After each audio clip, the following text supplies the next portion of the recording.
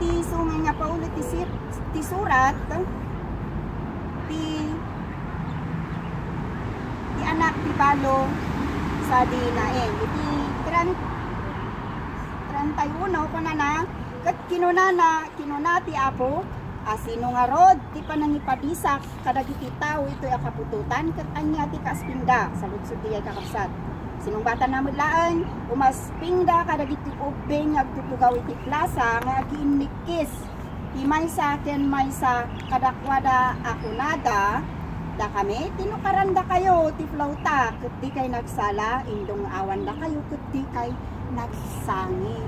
Muray maisusuray ti kada tayo luhaan tayo nga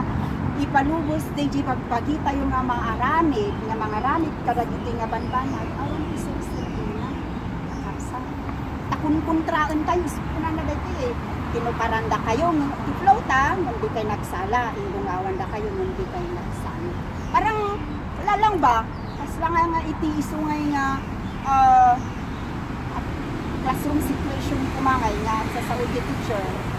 but adamot iti students, nga dingdingod diti students, nagisursuro, katanda nga dingdingod. Kasi nga, makontra day ngay goal, day ngay goal iti dayjay nga sitwasyon. Ket sapay la ko maagasan daytoy nga pudno kakabsat kada tayo manak imay makanak iti sungay nga maudi imay ti anak ti tao amangan ken uminom ket kunayo adtoy ti maysa tao amanangan ken managinom ti arak gayon dagiti singsilip ti pues ken dagiti managbason sugigay manenan sakit ini tunggal may sakit mo sa kada tayo naglawag sapay la kuma tadag ito kuma iti sungay nga ingino tagiti timangpad padaksen iti tunggal may sakit may isa again mind setting pati palubos tayo kuma no natukaranda tayo sila ngay mutlain kada gitar arami dun tayo gitara man nga nagtugtog DJ ni tugtog DJ ngay speaker nagsala kada kamot ngay nga agis speech ijay di ang kontrata bigamen so kung ano ang tugtog yun ang sayaw